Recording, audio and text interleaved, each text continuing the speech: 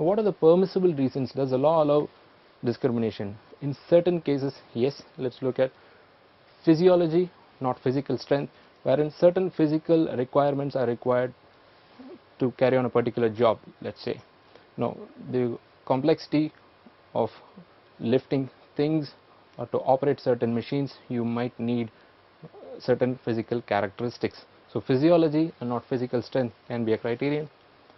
When it comes to offering personal services, so welfare services, these are permitted by law to have discrimination.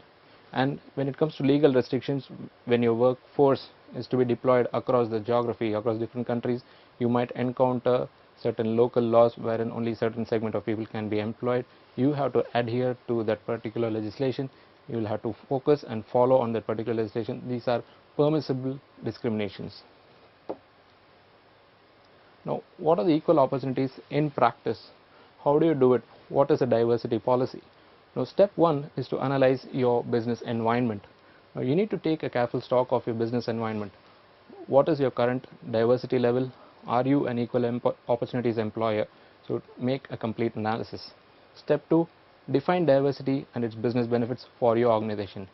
Just because everybody is doing, what is that for you as an organization? What value it has? Obviously, you have to follow the labor law provisions, but apart from that, what is your strategy for a diversity policy? Step 3, introduce a diversity policy into your corporate strategy so that there is no difference and you don't miss a beat. Step 4, embed diversity into core HR processes and system. So your HR process and systems should reflect diversity practices. Ensure leaders implement policy. Leaders should talk the talk and walk the talk. So this should be in the minds of the top management. Wherever they can, they should propagate that they are equal opportunities employer, and they should in letter and spirit implement this program of diversity. Involve staff at all levels. It's not just the top management, it's the middle management and each and every worker who needs to understand the importance of diversity. Step 7, communicate. In all possible ways, in the external arena and inside the organization, you have to communicate your efforts taken and what is that you are striving to do in this arena to have a diversity policy and to give equal opportunities.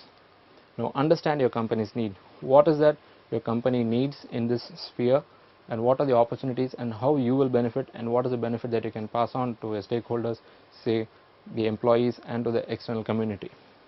And evaluate your activities which have gone through this exercise so that you understand and you can develop and do better in this sphere. Now, moving on from discrimination to managing diversity, there is a shift. So let's understand management has to be proactive in addressing the needs of a diverse workforce. The workforce is becoming diverse and complex and challenging as days goes by. So what is the management doing to address this? Now, you have to tolerate individual differences. The workforce is a dynamic mix, so you as an organization should have the tolerance and sufficient back-end HR practices to tolerate individual differences. Now, communicating effectively with culturally diverse workforce. You might have business units in different parts of the world. So how are you going to communicate with different cultures, people from different backgrounds, and convey the same information? You have to manage this in a very sensible and sensitive way.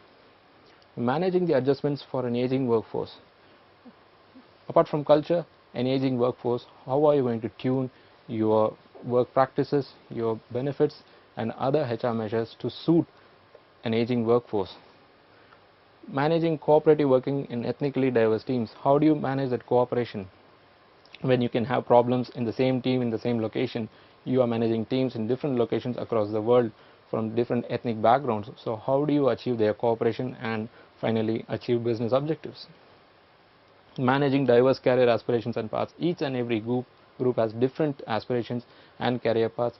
How you as an organization need to manage what are the different career paths and give an effective solution so that you have the perfect blend of commitment and finally you have an effective organization.